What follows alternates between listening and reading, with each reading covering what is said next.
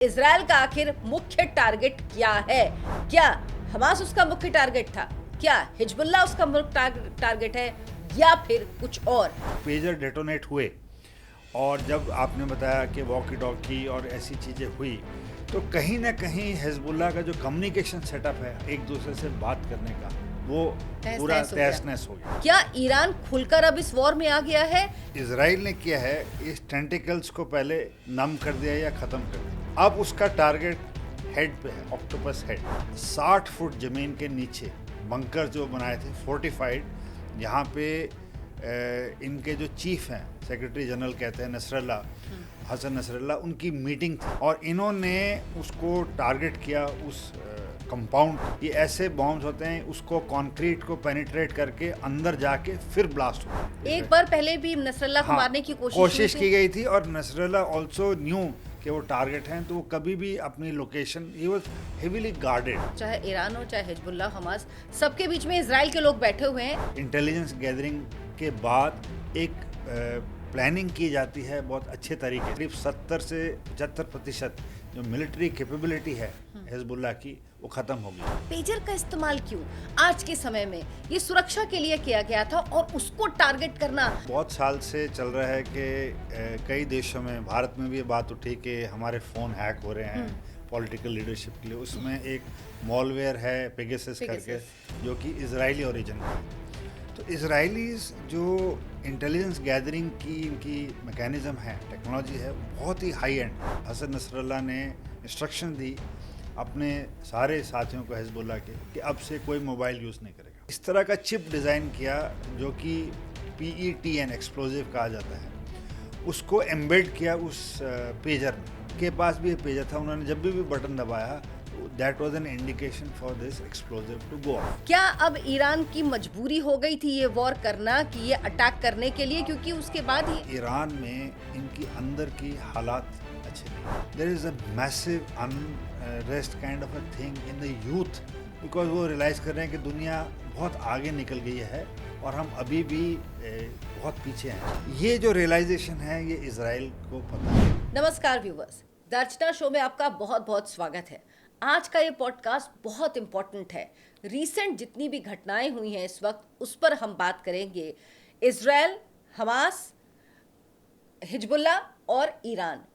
सबसे पहले जो ये युद्ध चल रहा है उसमें जो रीसेंट डेवलपमेंट है, पेजर अटैक, जिससे हिजबुल्लाह चौंक गया। ईरान को समझ में नहीं आया कि क्या हो रहा है ये।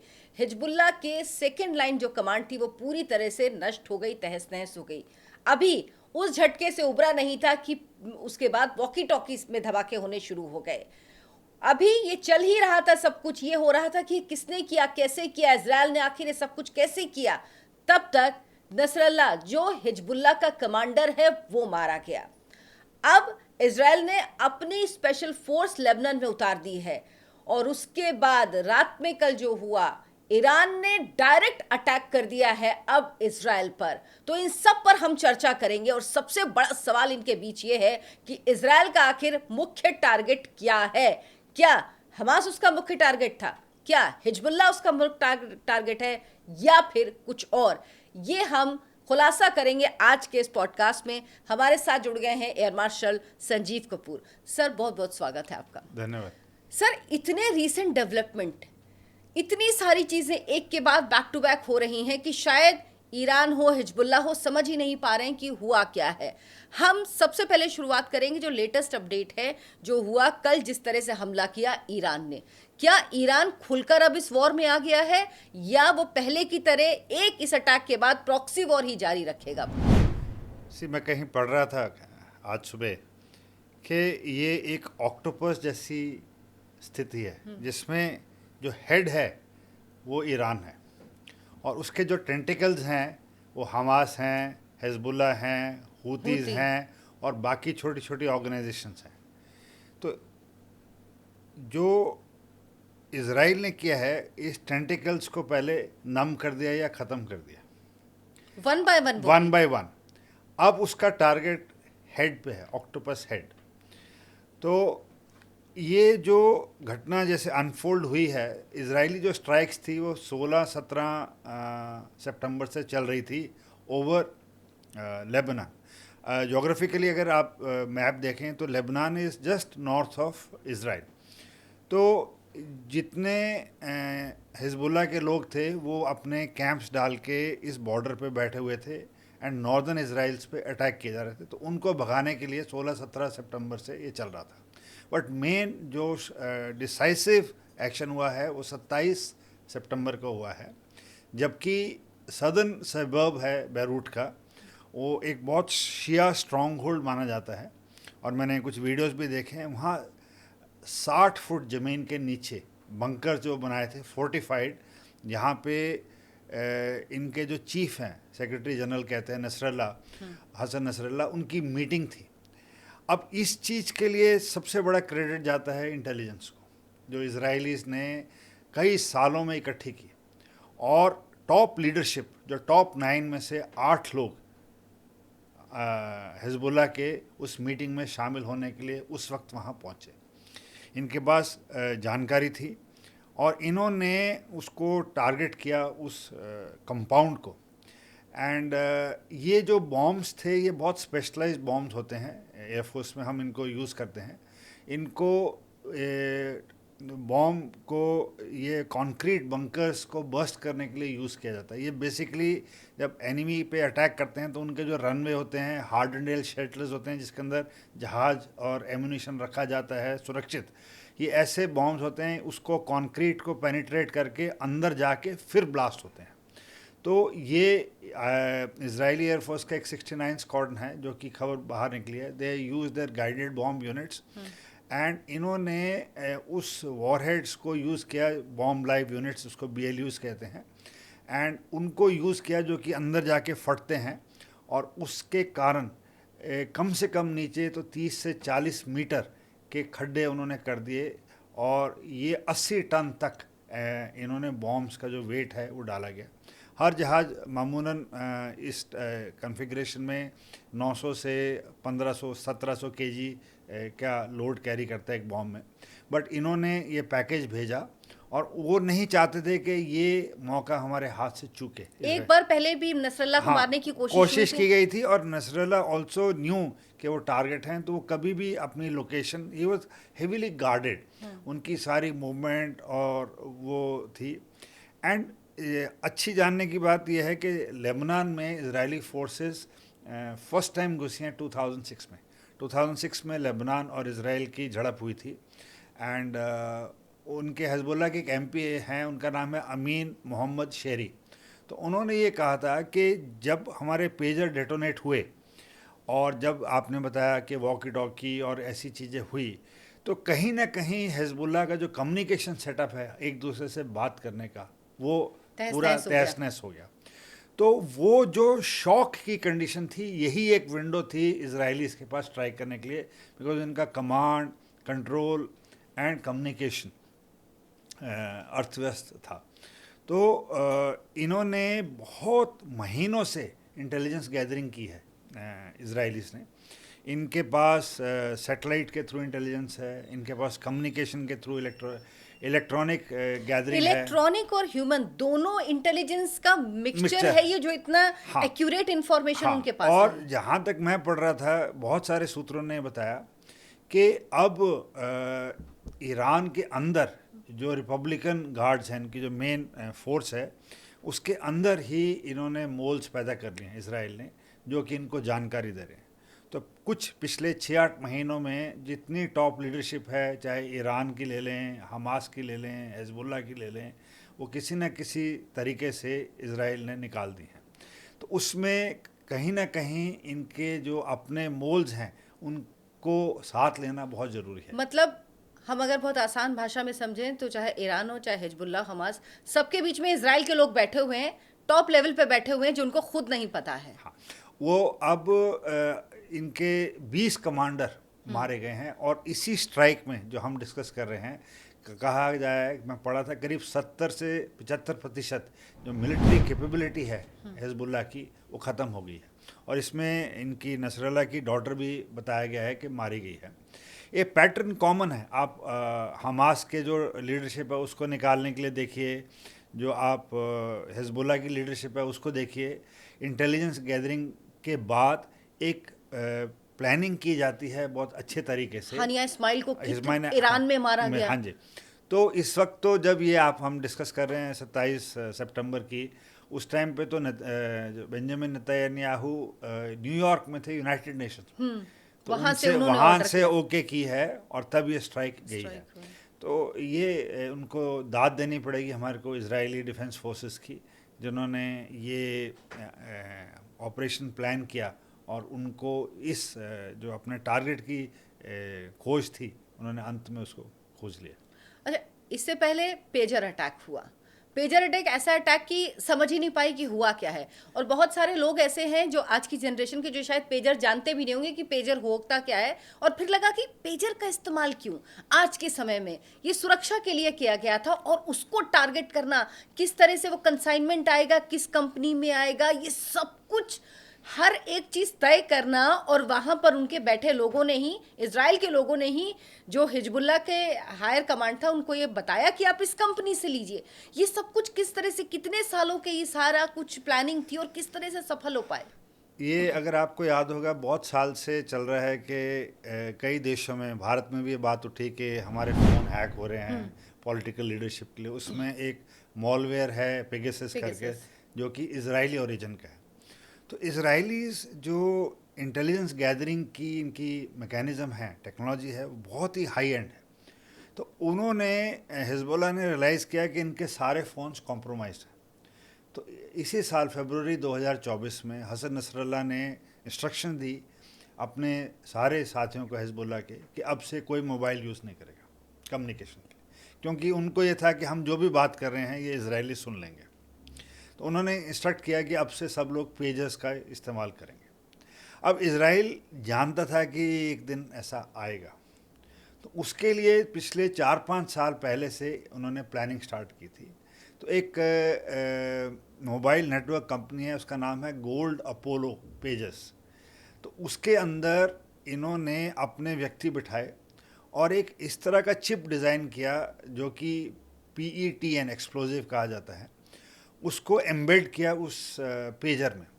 उसका ये मकसद था कि ये जब भी यूज़ करना हो, वो पेजर गर्म हो जाए और उसमें कुछ एरर या कुछ ऐसा चीज़ आए ताकि जो जिसके हाथ में उसको उठा के उसको बंद करना पड़े। तो एक तरह की बीप देगा और एरर कोड देगा। तो ये आते ही जिसके पास भी ये पेजर था, उन्होंने जब भी बटन दबाया, that was an indication for this explosive to go off. ये इन्होंने ऐसी टेक्नोलॉजी अपने वॉकी टॉकीज़ में लगाई एंड ये इंटीग्रेटेड ब्लास्ट हुए हैं ये 2 दिनों में, 17 और 18 सितंबर को। सर, कोई रेडियो फ्रीक्वेंसी में चलने वाली चीज ब्लास्ट हो जाएगी, हाँ, उसमें ये हो जाएगा, ये सोचना ही बहुत बड़ी बहुत चीज। बड़ा। तो इन्होंने बहुत अच्छे से इसको प्लानिंग की है और ये इंटीग्रेटेड ब्लास्ट हुए हैं बैरूत में। एक इनका शिया का स्ट्रॉन्ग होल्ड है दया करके, एक सीरिया और इनकी लेबनान की बाउंड्री है, उसको बेका वैली कहते हैं, वहाँ पे हुए हैं।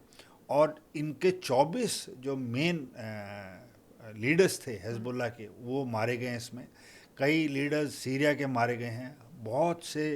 तो उसके बाद से इनकी पूरी अर्थव्यवस्था जो टेलीकम्युनिकेशन की थी, आपस में बातचीत करने की बिटवीन सीरियन फोर्स में जो इनके मेंबर्स हैं और जो लेबनान में हैं, वो एकदम ध्वस्त हो गया। और अब उनको समझ नहीं आ रहा था कि हम अब क्या यूज़ करें आपस में बातचीत, क्योंकि हर चीज़ टैप हो रही है और दे कांट ट्रस्ट एनीथिंग, क्योंकि उस डिवाइस में भी कुछ हो सकता है।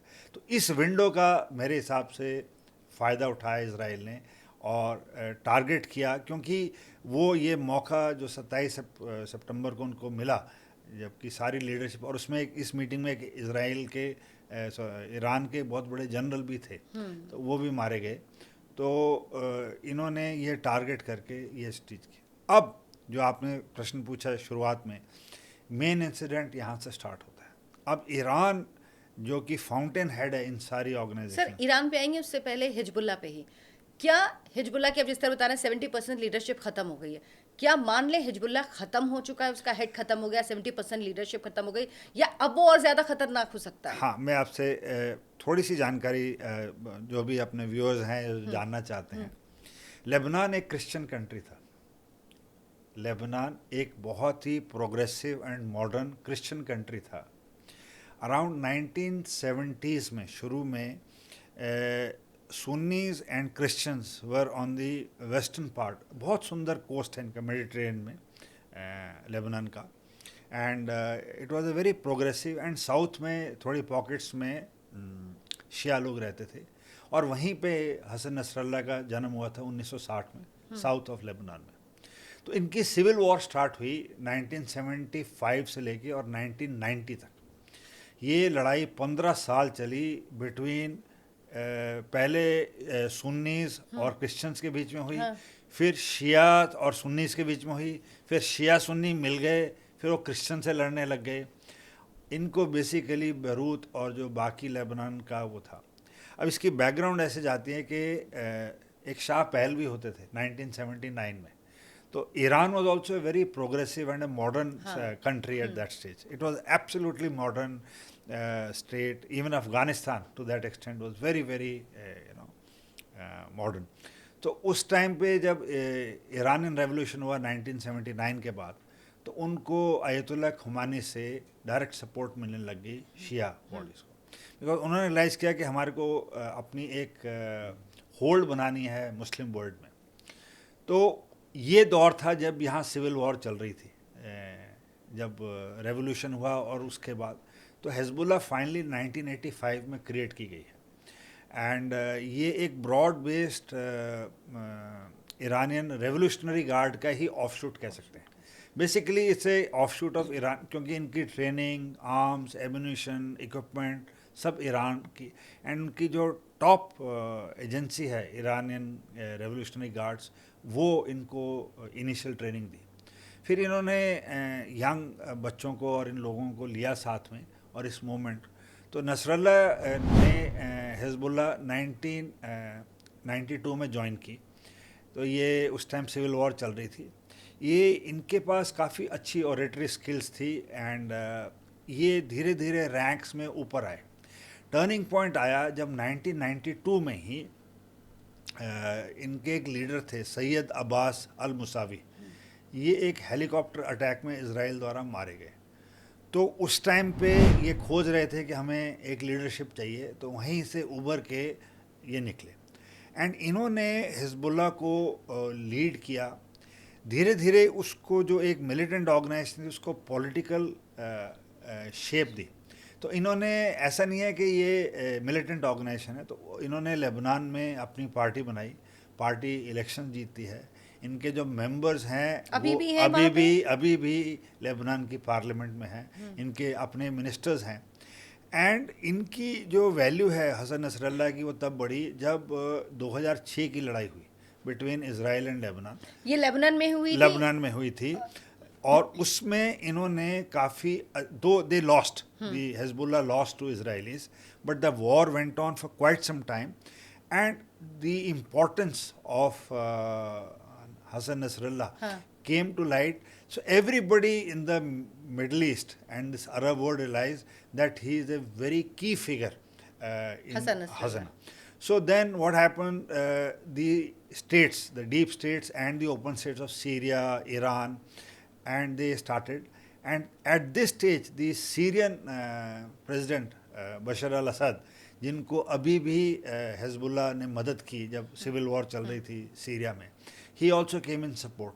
सो ले दे के इस पूरे एरिया में जो सबसे अच्छी ताकतवर फोर्स मानी जाती है, सब पैरामिलिट्री फोर्स और quasi military force, is Hezbollah.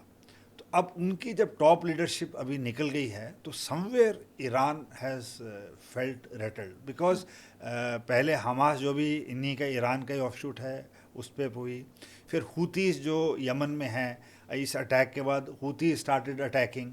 सो इन्होंने इज़राइल ने हुतीस के ऊपर यमन पे जो अटैक किया, वो भी इमीडिएटली 29 को ही हुआ था। उसमें जो उनके दो पोर्ट टाउन हैं यमन के, हदीदा और रास इला, इसमें रास इसा, इसमें ऑयल डिपोज़ हैं, वो इन्होंने उसको मिसाइल से निकाल दिया इज़राइल ने एक ही स्ट्राइक में। कल रात को ईरान ने जिस तरह ईरान से ने कम से कम 200 रॉकेट इस पे छोड़े हैं। अब ईरान इज क्लेमिंग के उन्होंने काफ़ी डैमेज पहुंचाया, काफ़ी मोसाद का हेडक्वार्टर और इनकी कैपिटल में काफ़ी नुकसान पहुंचाया। बट जो इज़राइल ने दावा दिया है कि 180 के करीब उन्होंने मार गिराए हैं। नहीं मार गिराए हैं। इनके जो अमेरिका ने जो मिसाइल इनके रॉकेट डिफेंस के लिए रडार्स दिए हैं उन्होंने जाम कर दिया है, और बाकी एक दो आए हैं, उससे कोई खास डैमेज नहीं हुआ, और जो कुछ लोग मरे हैं वो भी पैलेस्टीनियंस हैं। अच्छा, ईरान सर अभी तक जो जिक्र आपने भी किया, हुती, हमास और हिजबुल्ला, इनके जरिए प्रॉक्सी वॉर लड़ रहा था। वो सीधे इजराइल से नहीं लड़ता, सीधे युद्ध में शामिल नहीं होता है। अभी पिछले 5 महीने की अगर हम बात करें तो उसमें सिर्फ एक बार हुआ जब ईरान ने डायरेक्ट अटैक किया था, वो अप्रैल में हुआ था। अप्रैल में किया था। हाँ। और उसके बाद उसके ही धरती पर जब वहाँ पर ही प्रेसिडेंट का कार्यक्रम था तो वहाँ पर हमास का जो चीफ है हानिया, हाँ। उसको मार गिराया इजराइल ने। लेकिन उसके बावजूद भी ईरान ने कहा हम बदला लेंगे, हम ये करेंगे, लेकिन कुछ किया नहीं। क्या अब ईरान की मजबूरी हो गई थी ये वॉर करना, कि ये अटैक करने के लिए? क्योंकि उसके बाद ये आपने बहुत रेलेवेंट चीज़ पे जिक्र स्टार्ट किया है। ये फंडामेंटल इशू है जिस पे हम अभी बात करेंगे। ऐसा हुआ है कि ईरान में इनकी अंदर की हालात अच्छे नहीं हैं। ईरान में पिछले 2 साल से अगर आप फॉलो कर रहे होंगे तो जो हिजाब बैन को लेके इश्यूज़ हैं, इनकी जो अपनी करेंसी है वो बहुत ज़बरदस्त डिवैल्यू हो गई है।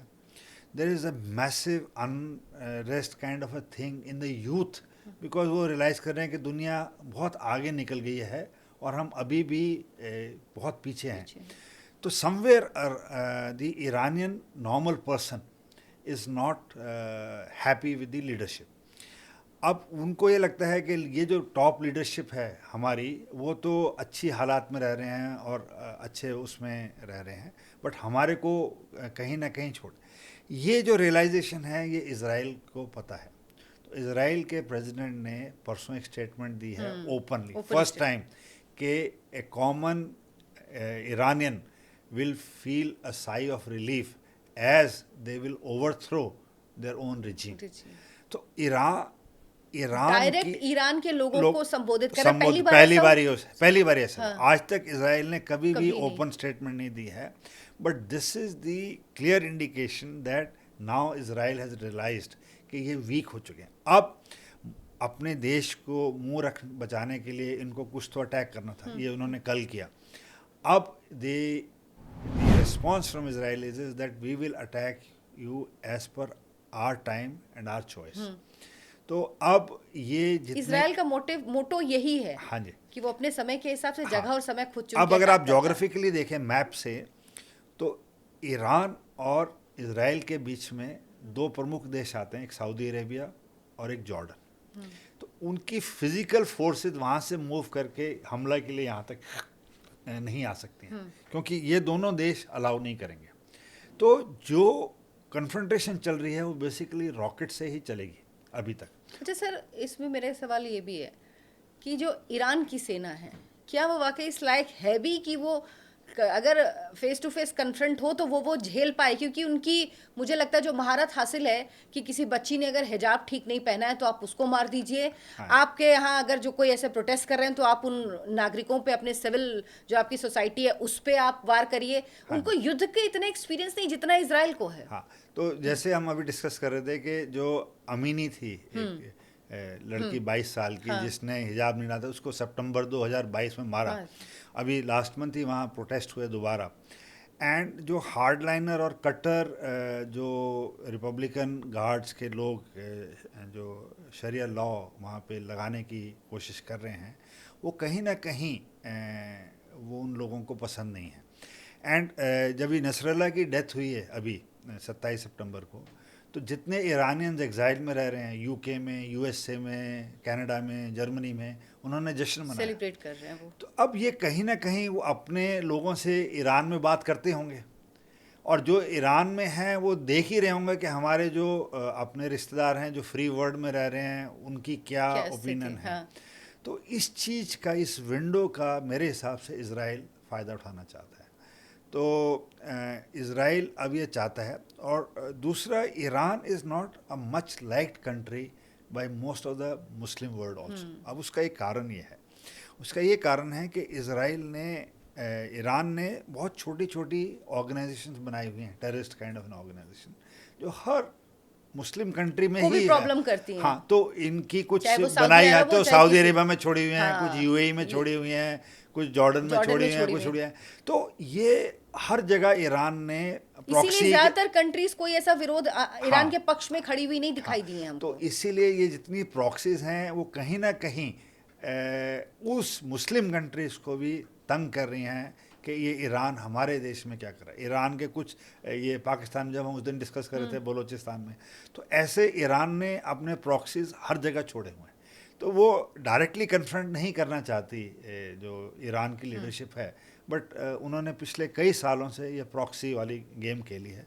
और मेरे हिसाब से ये वेट करेंगे and they will take out सबसे पहले न्यूक्लियर जो इनकी इंस्टॉलेशंस हैं, इन द सेंस जो बिजली पैदा करने की power, then they will take out Iran की जो ऑयल फैसिलिटीज़ हैं, बेसिकली क्रिपल करेंगे उनकी इकोनॉमी को, उनकी नेटवर्किंग को, उनके कम्युनिकेशन सेंटर्स को, उनके पोर्ट्स को, उनके हाईवेज़ को, उनके रनवेज़ को, उनकी मिलिट्री मैन्युफैक्चरिंग एस्टेब्लिशमेंट्स को, and then they will look for some kind of an offensive to take out Iran का मेन जो मकसद है। अगर हम कुल मिला के कहें तो इजराइल ईरान को अब नहीं छोड़ने वाला, और ईरान डरा हुआ ये लग रहा है, क्योंकि इतने अटैक के बाद ईरान का बयान आया कि जो किया था उसका हमने बदला लिया, लेकिन अब इजराइल कोई कदम उठाएगा तो उसको भुगतना पड़ेगा। जब डरा हुआ इंसान होता है तो वो डराने की कोशिश करता है कि भाई देख मैंने इतना कर दिया, देख मैं इतनी दूर तक आया, तूने किया तो मैं तेरे घर आके तुझे मारूंगा। वही वाली स्थिति लग रही है सर। मेरे को ये लग रहा है कि कहीं ना कहीं उनकी अपनी कौम अब उनके साथ नहीं है। तो this is the first step. उनकी अपनी कौम, उनके नेबरिंग कंट्रीज़, उनका जो हाथ पकड़ने वाले लोग थे वो भी अब, और हमास और हिजबुल्लाह जो उनके मेन चाकू की धार हैं, उनको काफ़ी हद तक नुकसान हो गया। तो how the story unfolds in next coming weeks वो समय बताएगा, but this is edge of today I feel. America क्या, जो पहले एक थर्ड पार्टनर की तरह था, बहुत ज़्यादा वोकल नहीं था या बहुत फ्रंट में आके नहीं हेल्प कर रहा था या बोल रहा था, उसने भी कल के इस अटैक के बाद बोला है कि ईरान ने ये ठीक नहीं किया है और अब खुल के समर्थन में आ गया है। हाँ। क्या अब अमेरिका इस लड़ाई में खुल के आएगा, ओपनली आएगा इसराइल के सपोर्ट के लिए? और ये ईरान के लिए एक चेतावनी है, क्योंकि ईरान और अमेरिका एक दूसरे को बिल्कुल पसंद नहीं करते हैं। अमेरिका ने रियलाइज़ किया है, और अगर आप पॉलिटिकली देखें तो जो इलेक्शंस हैं अमेरिका में, हाँ। वो कुछ ही महीने दूर हैं। तो इस टाइम पे जो बाइडन और कमला हैरिस का मेन मुद्दा ये है कि समहाउ सिंपैथी वोट लें हमारे देश में। उन्होंने हेल्प की है इज़राइल की हमेशा, उसमें कोई दो राय नहीं है, बट अमेरिकन जो सपोर्ट है इस टाइम पे वो बढ़ती जा रही है। अमेरिका ने अपने 2 एयरक्राफ्ट कैरियर्स उस एरिया में छोड़ दिए हैं, USS Lincoln and USS Truman. ये दोनों एयरक्राफ्ट कैरियर्स अभी मिडल ईस्ट की तरफ सेल कर गए हैं। इन्होंने अपने F-15X, F-16, F-35 fighters move कर दिए हैं। 1 लाख ट्रूप्स इन्होंने ऑथराइज कर दिए हैं अमेरिका ने, to be mobilised on to short notice. So this is basically telling Iran and other countries that in case you are wanting to intimidate Israel in any manner, we are standing by to help Israel. So इन्होंने जो इनके aircraft carrier हैं और वो है, and कहीं ना कहीं ये जो स्टेल्थ एयरक्राफ्ट्स हैं, जो A-10s हैं, इनके अटैक हेलीकॉप्टर्स हैं, ये इज़राइल की हेल्प कर रहे हैं। ये सरफेस से हैं।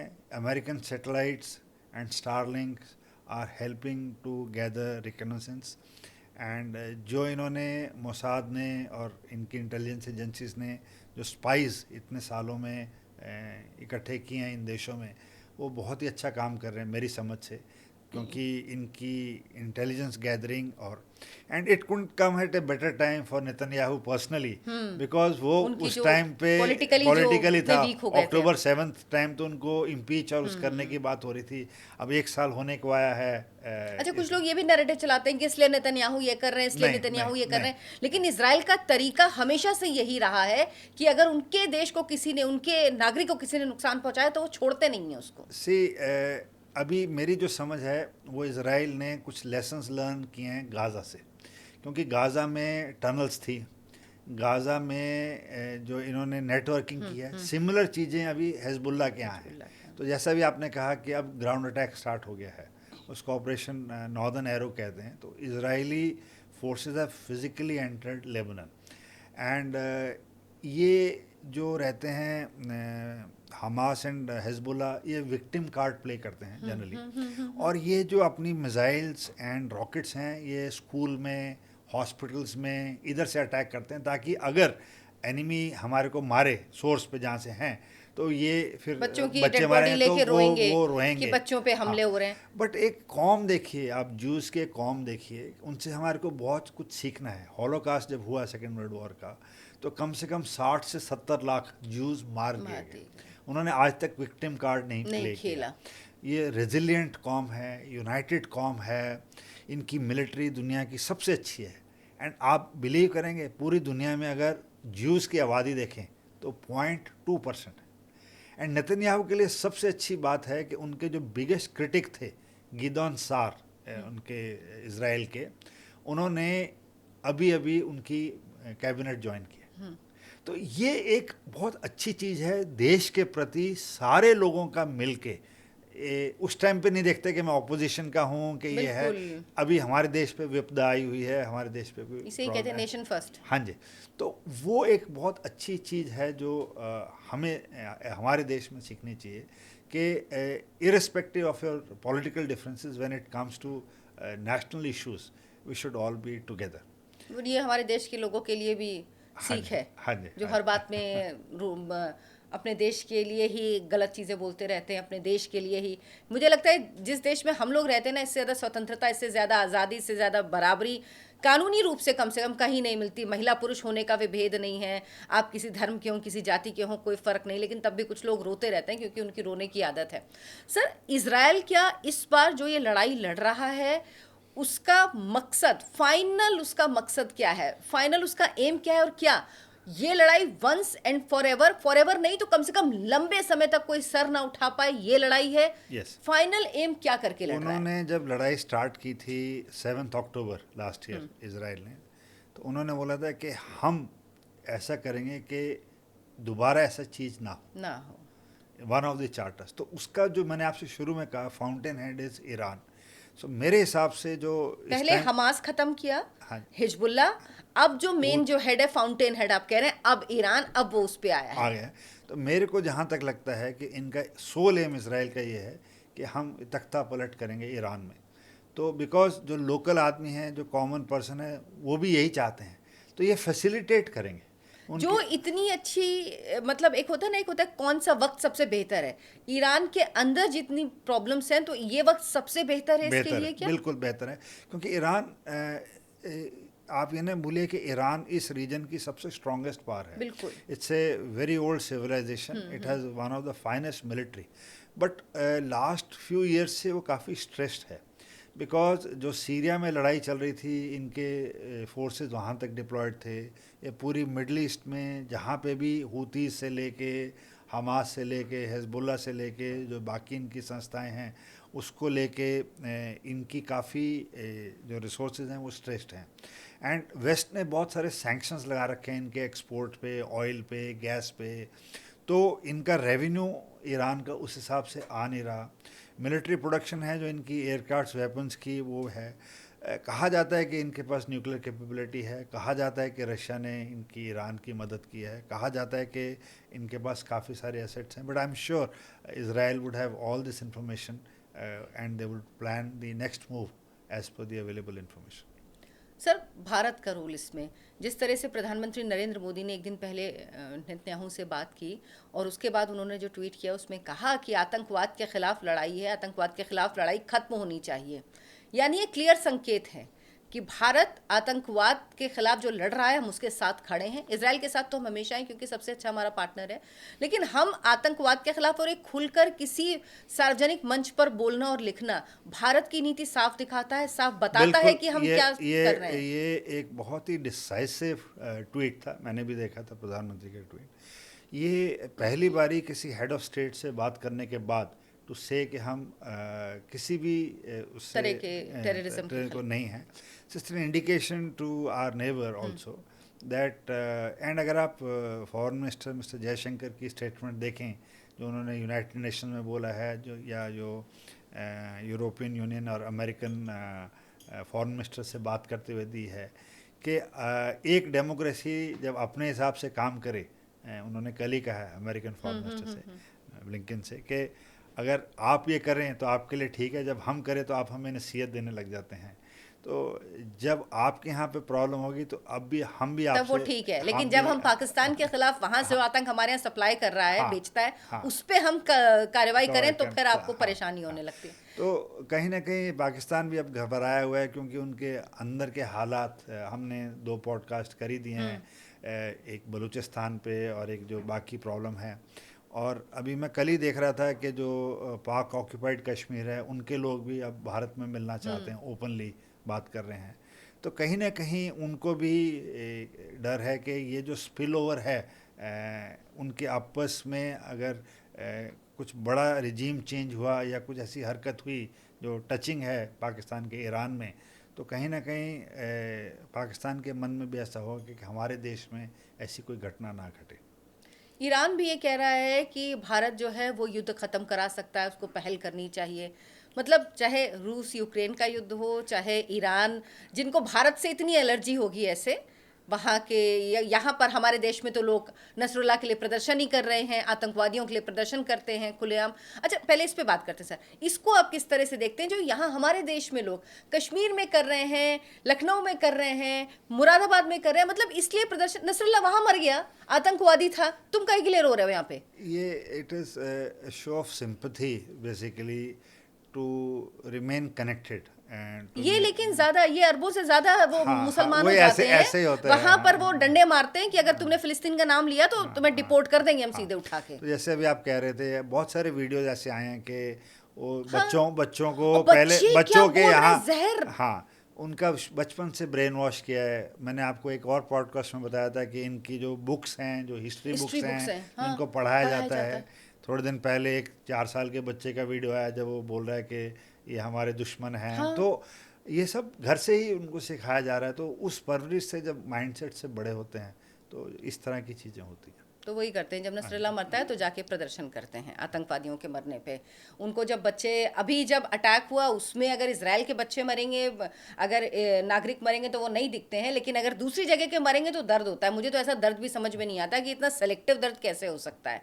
सर, अभी जो स्थिति है पूरे विश्व में, क्या भारत को आप इस तरह से देखते हैं, जिस तरह से अब ईरान भी कह रहा है कि भारत को युद्ध रोकने के लिए पहल करनी चाहिए, भारत कर सकता है, क्या भारत का रोल हो सकता है इसमें कुछ? आप किस तरह से इस पूरे को देखते हैं? अगर आपको याद हो कि 3 या 4 पॉडकास्ट पहले मैंने आपसे कहा था कि सेकेंड वर्ल्ड वॉर के बाद अगर कभी भी दुनिया में स्थिति खराब है तो वो अब है, क्योंकि कोई भी चीज़ कोई भी रूप ले सकती है। अगर आप देखें तो सेकेंड वर्ल्ड वॉर के बाद यूरोप की धरती पर लड़ाई हुई नहीं थी, अब चल रही है यूक्रेन में।